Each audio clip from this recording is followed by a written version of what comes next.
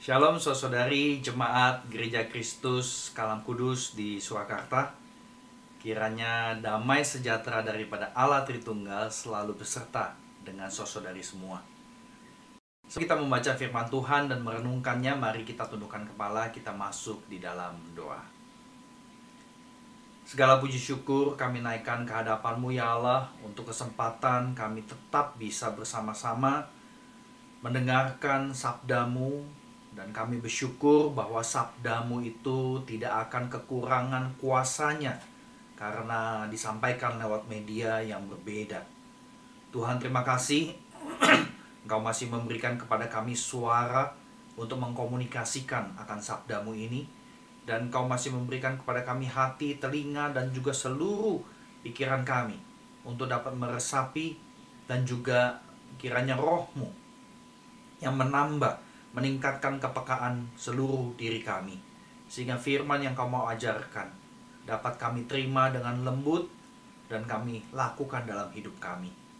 Dengar seluruh doa kami ya Allah, di dalam nama Tuhan Yesus kami berdoa dan memohon. Amin. Bapak Ibu saudara yang terkasih, tema perenungan kita di minggu terakhir Februari ini berjudul mendahului apa yang utama. Tentu saudara yang terkasih, mendahului apa yang utama dapat kita saksikan di dalam contoh kehidupan anak-anak Tuhan di sepanjang sejarah. Banyak sekali contohnya. Namun di awal perenungan kita, saya akan memunculkan seorang Kristen yang mengutamakan Kristus secara total. Dia adalah bernama Desmond Doss. Kehidupannya sudah dijadikan film kisah nyata yang disutradarai oleh Mel Gibson berjudul Hacksaw Ridge.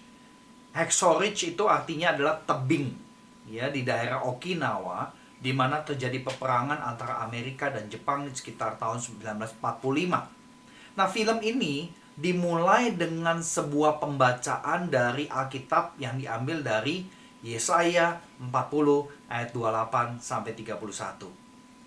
Desmond Doss adalah seorang anak-anak Tuhan, percaya Kristus, tergabung di dalam sebuah gereja yaitu Seventh Day Adventist. Memang gereja ini unik karena penganutnya tidak makan daging, kemudian praktek sabat di hari Sabtu, dan menganut pasifisme, yaitu mereka menolak untuk angkat senjata buat perang. Namun, gereja ini tetap adalah denominasi Protestan yang percaya Allah Tritunggal, memegang teguh Alkitab sebagai firman Allah. Jadi di dalam kehidupan Desmond Doss, waktu ada di medan pertempuran, dia terus membawa Alkitab di kantong celananya. Nah, buat seorang Desmond Doss, ia berjuang menghidupi ajaran Tuhan, jangan membunuh. Dia hidupi itu secara literal. Jadi dia masuk ke dalam tentara, dia nggak mau pegang senjata, Bapak Ibu saya terkasih. Dan ini dianggap aneh oleh tentara Amerika lainnya. Bahkan sempat dijadikan sebuah kasus pengadilan militer di dalam sejarah militer Amerika Serikat.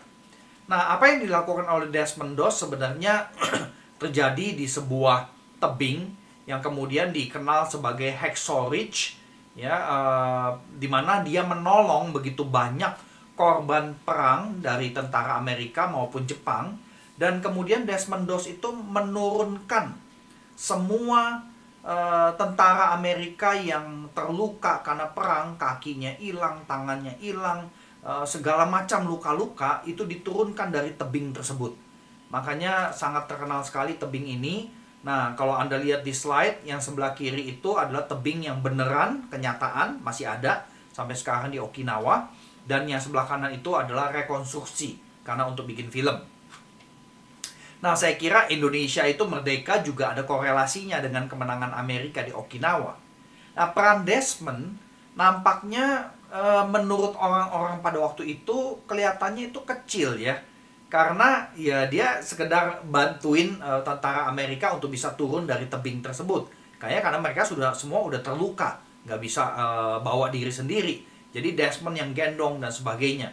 Nah, menurut dunia mungkin kecil. Tetapi apa yang dilakukan Desmond Doss ini semuanya didorong oleh keyakinan pada ajaran Tuhan Yesus. Nah, akibat keyakinan imannya ini, memang dia waktu sempat training ya, basic military training, dia sempat digebukin sama teman-temannya karena dianggap aneh sendiri. Dia nggak mau pegang senjata, nggak mau nembak dan sebagainya. Nah, tapi dia nggak pernah balas teman-temannya. Ya, kenapa? Karena dia sangat yakin dia mau dan harus serupa dengan Yesus, dan dia mau ikutin contoh hidup Yesus. Dia pernah berkata di dalam salah satu kutipan yang muncul di dalam film dan juga di biografinya, dia mengatakan, saya tidak bisa membayangkan Yesus Kristus memegang senjata membunuh orang lain. Dan kemudian selain itu dia pernah mengucapkan juga kalimat seperti ini, dengan dunia yang saling merobek dirinya, sepertinya tidaklah salah jika saya ingin merajutnya kembali. Desmond Doss ingin membela negaranya, tetapi ia tidak mau membunuh, tidak mau melukai orang lain. Dia hanya mau menyembuhkan seperti Tuhan Yesus Kristus. Nilai hidup Kristiani yang kelihatannya sederhana, namun dengan amat serius ia hidupi. Ya, dia pengen banget seperti Yesus Kristus, yang terkasih. Ingin seperti Yesus Kristus untuk menyembuhkan dan bukan membunuh.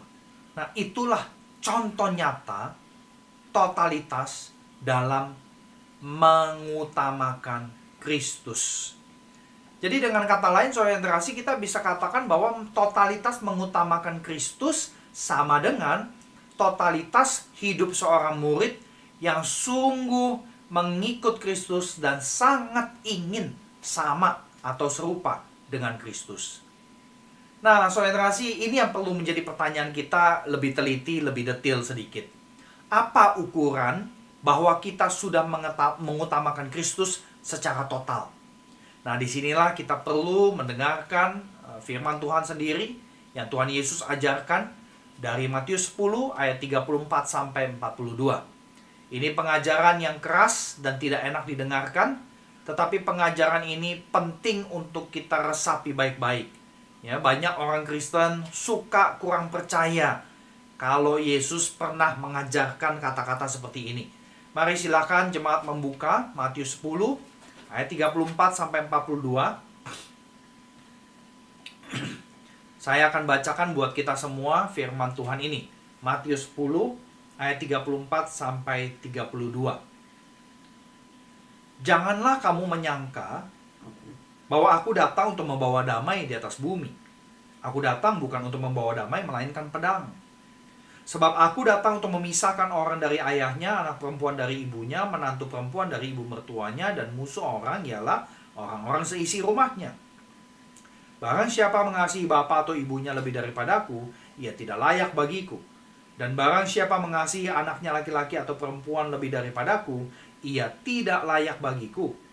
Barang siapa tidak memikul salibnya dan mengikut aku, ia tidak layak bagiku.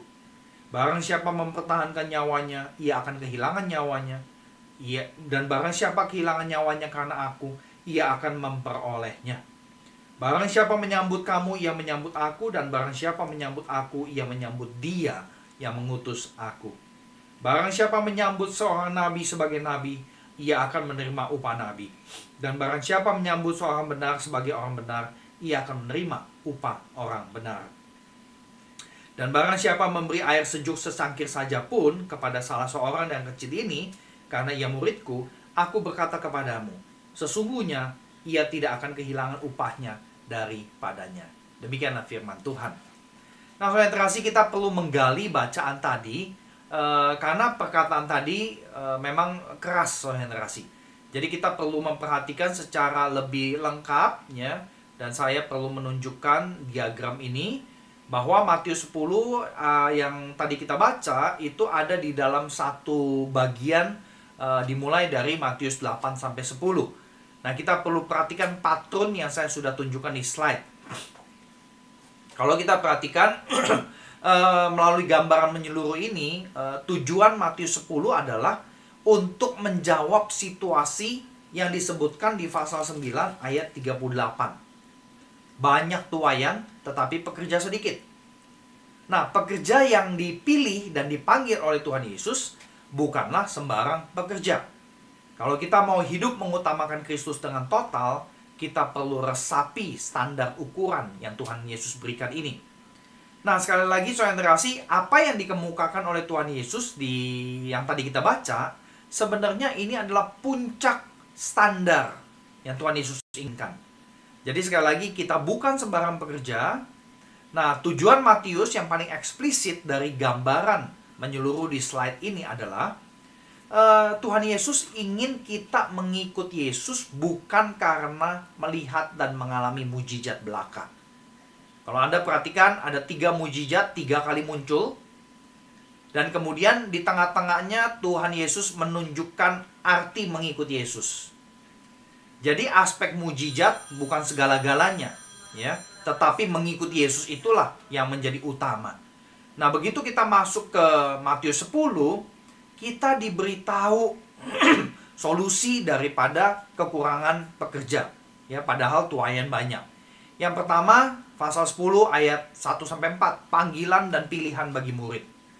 Dan selanjutnya ada pengutusan bagi murid, dan kemudian Tuhan Yesus terus terang kasih tahu kepada mereka bahwa mereka akan mengalami penderitaan, akan hadapi bahaya, ancaman, kebencian, seperti yang Tuhan Yesus alami sendiri.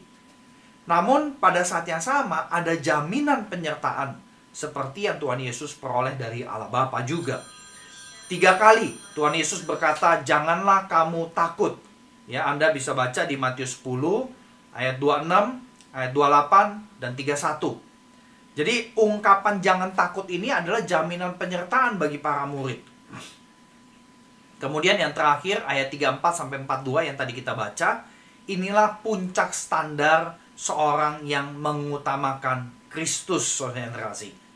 Nah, ayat 34-37, bagian awal daripada bagian bacaan kita tadi, ini adalah hard sayings of Jesus. Ya, kita baru bisa meresapi kalau kita betul-betul mau memahami secara mendalam apa arti ikut Yesus. Apa arti sesungguhnya menjadi seorang murid Kristus. Yang pertama, ini komponen yang pertama, yaitu seorang murid itu perlu mau hidup dalam komunitas. Nah, gambar yang saya tunjukkan di sebelah kanan itu adalah sebuah contoh kehidupan komunitas orang-orang Israel di zaman sekarang, di mana patron kehidupan ini sebenarnya sama seperti di abad pertama. Tentu fasilitas beda sekali, saudara generasi. Yang jelas, para murid Yesus berasal dari perkampungan nelayan. Ya, ada komunitas nelayan seperti di kota Betsaida dan Kapernaum. Jadi mereka berasal bukan dari kota besar. Standar yang harus dipenuhi seorang murid, dia harus mau hidup dalam komunitas bersama dengan rabi yang diikutinya. Makanya pas para murid Yesus dipanggil, mereka langsung tinggalin semuanya. Karena memang itu ekspektasi yang mereka mengerti. Ya, inilah komitmen awal hidup seorang murid. Jadi pas mereka tinggalkan orang tua, keluarga, itu semua bukan karena tidak mengasihi. Ya, mereka bukannya nggak mengasihi, tetapi karena memang itulah standar ikut seorang rabi. Dengan kata lain, kita bisa katakan begini, saudara generasi. Puncak standar yang Tuhan Yesus singkapkan adalah para murid itu diajak untuk memperluas lingkaran keluarga mereka. Yang namanya keluarga bukan cuma keluarga inti, tetapi siap merangkul keluarga Allah yang jauh lebih besar dan lebih luas. Murid yang sungguh mengutamakan Kristus berarti ia bersedia memperbesar ikatan keluarga, bukan hanya ikatan biologis, tetapi juga teologis. Nah, saudara generasi, komunitas ini, ya, komunitas yang hidup bersama-sama ini juga punya pusat pendidikan, pusat kerohanian, dan ini terjadi melalui sinagog. Jadi komunitas ini bersama-sama ibadah, berdoa, fokus pada pertemuan di hari Sabat, dan mereka melakukan pembacaan, pembelajaran kitab suci. Jadi ada kehidupan religius di bawah ajaran kitab suci, dan inilah jantung diri tiap individu, keluarga, dan komunitas. Tentu ada rabi ya yang mengajar di sinagog. Dan kita tahu di Matius 9 ayat 35 disebutkan, demikianlah Yesus berkeliling ke semua kota dan desa. Ia mengajar dalam sinagog-sinagog.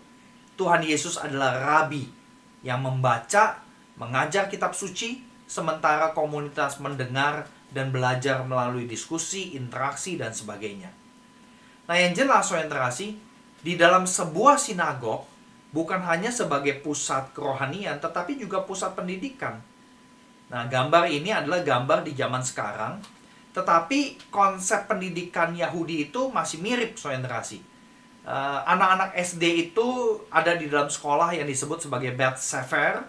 Pelajaran utamanya adalah membaca, menulis, menghafal Taurat. Begitu anak masuk usia remaja, mereka ikut ayahnya belajar keterampilan mencari nafkah. Ini seperti praktek kerja lapangan. Di sini terjadi relasi mentoring. Ada yang kemudian jadi petani pohon, zaitun, anggur, gandum, tukang kayu, konstruksi, dan lain-lain. Nah, ada di antara anak-anak itu yang punya passion dan kemampuan untuk lanjut studi dalam tahap menengah, yaitu Beth Talmud atau House of Learning. Nah, mereka belajar lebih dalam tentang makna Taurat dan tentu kemudian melanjutkan belajar kitab para nabi. Di ujung masa Beth Talmud, ketika anak itu usia sekitar 15-16 tahun, kalau dia bisa jadi the best of the best, ia akan cari seorang rabi yang terkenal untuk belajar lebih dalam lagi dan jadi pengikutnya. Nah, ini kalau berhasil, inilah kebanggaan buat keluarga. Nah, pada saat itu kalau dia diterima, dia siap tinggalkan segala sesuatu, lalu gabung dengan Beth Midrash yang dipimpin rabi tersebut. Nah, remaja itu biasanya akan kurang lebih berkata, "Rabi, saya mau jadi muridmu." Istilah yang lazim itu adalah talmid. "Izinkan saya bergabung dengan Beth Midrash yang Anda pimpin." Nah, rabi itu akan menguji, ya. Dia akan teliti, ini anak layak apa enggak untuk jadi murid saya, ya. Karena rabi ini juga tidak mau sembarangan. Kalau dia terima itu murid, maka murid itu akan bawa reputasi si rabi. Jadi kalau muridnya gagal, maka reputasi si rabi itu rusak, ya. Jadi kalau remaja tersebut akhirnya diterima oleh sang rabi, berarti ia sudah melewati uji kelayakan, ya. Dia hebat luar biasa dan baru resmi disebut sebagai talmid, ya. Talmid itu artinya adalah murid. Nah, sosialisasi kita perlu menyadari Tuhan Yesus mengerti sistem pendidikan tersebut. Karena Tuhan Yesus sendiri adalah seorang rabi Yahudi. Jadi kalau kita ingat-ingat, justru Tuhan Yesus yang memilih murid, ya. Kalau yang lazim adalah murid yang memilih rabi, ya. Tetapi di dalam konteks pelayanan Tuhan Yesus, bukan Petrus, bukan Andreas, bukan Yakobus, bukan Yohanes yang memilih Yesus, tetapi Yesus yang cari mereka, pilih mereka. Ya, Yesus memilih dan memanggil mereka, artinya Tuhan itu mengundang mereka senantiasa jadi pembelajar bersama-sama Yesus tentunya. Dan ini menjadi sebuah ciri yang penting sekali buat mengutamakan Kristus. Puncak standar yang berikutnya adalah kalau betul-betul kita mengutamakan Kristus, kita perlu perhatikan apakah kita punya sikap, punya gaya hidup sebagai pembelajar. Nah, orientasi ini penting. Karena kalau kita mengikuti konsep mengenai pemuritan yang tadi saya ceritakan dari konteks Yahudi, kalau kita ikut menjadi murid seorang rabi itu menerima resiko, ya. Jadi sebenarnya Tuhan Yesus itu mengambil resiko ketika memilih orang-orang yang tidak masuk hitungan, yaitu para nelayan, pemungut cukai, bahkan Yudas Iskariot pun dipilih sebagai salah satu muridnya. Nah, artinya Tuhan Yesus itu sebenarnya mempercayakan reputasinya sebagai rabi kepada manusia yang sederhana bahkan penuh dosa. Nah, dengan latar belakang seperti ini berarti ayat 38 dan 39 lebih masuk akal, saudara terkasih. Mengutamakan Kristus secara total berarti Anda dan saya mau seperti Yesus dalam segala aspek, termasuk memikul salib. Memikul salib di sini artinya adalah tentu siap berkorban. Jadi totalitas mengutamakan Kristus menuntut kita untuk siap hidup berkorban sekaligus menjaga reputasi daripada Tuhan Yesus. Nah, Bapak Ibu saya terkasih, ayat 42, ayat terakhir di dalam bacaan kita sebenarnya memberikan satu praktek, ya, praktek utama dalam menjaga reputasi Yesus, yaitu melakukan tindakan kasih kepada kaum yang tergolong kaum kecil. Nah, saudari jemaat Tuhan yang dikasihi oleh Allah, keempat aspek ini, ya, aspek daripada puncak standar mengutamakan Kristus, tidak selalu dihidupi dengan baik oleh orang-orang Kristen. Banyak dari kita lebih peduli pada diri dan keluarga sendiri daripada keluarga Allah. Coba masing-masing kita jujur. Selama pandemi, berapa persen dari waktu dan sumber daya hidup yang kita sediakan buat keluarga Allah yang jauh lebih luas dari keluarga inti masing-masing? Sesungguhnya saudara terkasih, masa pandemi atau krisis lainnya, ya, ini merupakan ujian bagi kekeluargaan gereja. Kita baru betul-betul melihat sendiri apakah orang-orang Kristen menghargai darah Kristus yang sudah menyatukan kita bukan sebagai keluarga biologis, tetapi sebagai keluarga teologis yang disatukan oleh salib dan dimaterai oleh Roh Kudus. Kemudian yang patut kita periksa yang kedua tentu adalah mengenai hidup sebagai pembelajar. Apakah kita mendahulukan atau apakah kita meningkatkan gaya hidup kita sebagai pembelajar di tengah krisis? Ketika kebaktian gonta-ganti antara onsite dan online, pedulikah kita sebagai orang Kristen bertanya mengenai seluruh aspek peribadahan? Atau Anda di gereja GKK Surakarta, apakah Anda adalah orang Kristen yang ya sama seperti gereja-gereja lain? Kalau ada hal kecil yang tidak sesuai, tidak enak, langsung pindah gereja lain dan sebagainya. Kita kelihatannya nggak terlalu peduli dengan apa yang terjadi sama gereja kita. Nah, ini patut jadi pertanyaan buat kita. Prihatinkah kita untuk melakukan ibadah sebagai satu keluarga Allah? Atau kita tetap saja memisah keluarga yang sudah satu rumah dengan berbagai kebaktian berdasarkan usia? Tidak adakah perjuangan untuk melakukan kebaktian sebagai satu keluarga di tengah-tengah pandemi yang sudah memojokkan kita untuk diam di satu rumah? Seberapa jauh kita para pemimpin gereja peduli menyesuaikan peribadahan sehingga anak-anak, remaja, sampai lanjut usia bisa duduk bersama-sama sebagai satu keluarga Allah? Lalu bagaimana dengan yang ketiga, saudara terkasih? Apakah kita adalah orang Kristen yang mau seperti Kristus tapi tidak mau pikul salib Kristus? Kalau jadi orang Kristen hanya mau seperti Kristus yang enaknya saja, maka firman Tuhan, perkataan Tuhan Yesus sendiri menegaskan, Anda dan saya tidak layak menjadi murid Kristus kalau kita mau selektif ikut Yesusnya. Yang terakhir, saudara terkasih, menjaga reputasi melalui hidup.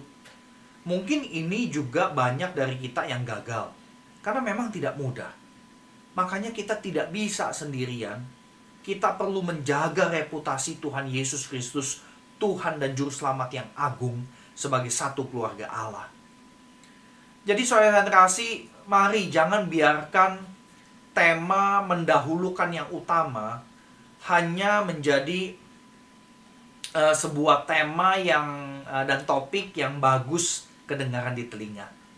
Mulai saat ini, hayati bahwa keluargamu bukan hanya papa, mama, dan anak-anak. Keluargamu dan keluargaku adalah keluarga inti dan keluarga lain di gereja Anda sekarang. Mari belajar untuk saling perhatikan keluarga lain. Hidup saling bahu-membahu, melewati kesusahan dan krisis akibat pandemi.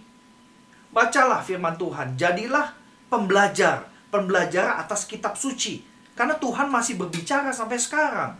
Bacalah Alkitab, lebih banyak lagi, sebagai satu keluarga. Orang tua, mari, jangan pandang sebelah mata anakmu. Jangan langsung memandang generasi muda di gereja itu kemauannya macam-macam dan sebagainya. Adik-adik remaja, pemuda, mari jangan terlalu sok tahu dan merasa banyak tahu karena hidup di dunia Google. Hiduplah untuk belajar firman dan saling belajar satu sama lain. Jadilah seperti Kristus, pikul salib Kristus bersama-sama. Sebab nggak ada yang sanggup melakukan pikul salib sendirian. Tuhan Yesus saja tidak sanggup, makanya ada Yusuf dari Arimatea untuk membantu. Tetapi tetap Tuhan Yesus yang naik ke atas kayu salib, dipaku berkorban untuk kita semua. Dan tentu terakhir saudara-saudari, jangan jadi batu sandungan buat orang serumah atau orang lain di luar rumah kita. Karena kita kalau memang betul mendahulukan Kristus yang paling utama, kita perlu menjaga reputasi Tuhan dan Juru Selamat kita melalui kehidupan kita setiap hari. Kiranya Tuhan menolong kita untuk dapat menghidupi apa yang diberikan melalui firman-Nya pada minggu ini. Mari kita tundukkan kepala, kita berdoa. Segala puji syukur kami naikkan ke hadapan-Mu Bapa Surgawi untuk firman-Mu. Kiranya Kau boleh berikan kekuatan supaya kami meresapinya dan melakukannya dalam kehidupan kami setiap hari. Tuhan mampukan kami, karena setiap kami punya banyak pergumulan dan juga kelemahan. Dengar seru doa kami. Dalam nama Tuhan Yesus kami berdoa dan bersyukur. Amin. Tuhan Yesus memberkati. Iya, betul.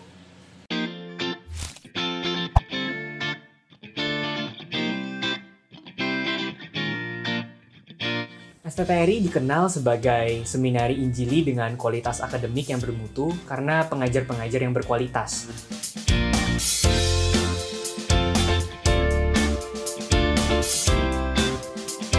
STTRI adalah tempat yang sangat baik bagi saya untuk membentuk saya menjadi seorang hamba Tuhan, baik secara akademik maupun non-akademik.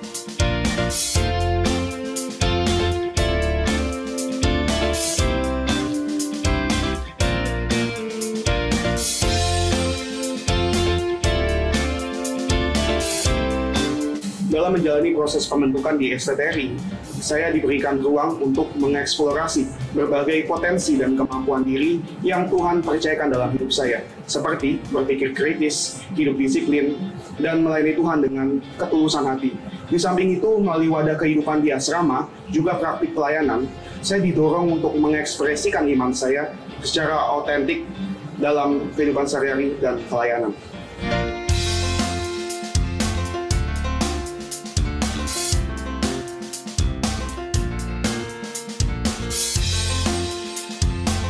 Saya juga belajar mengenal Allah melalui dosen-dosen yang sangat-sangat luar biasa.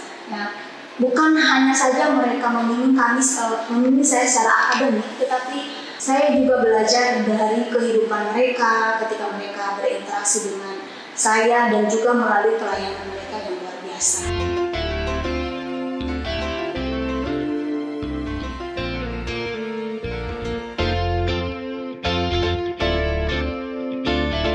Saya mampu menerapkan apa yang saya pelajari dalam pelayanan sekolah minggu dan remaja. Iya, betul. Saudara rindu untuk menjawab beban yang Tuhan berikan sebagai calon pelayan Tuhan? Bergabunglah bersama kami di STTRI, Sekolah Tinggi Teologi Reform Indonesia.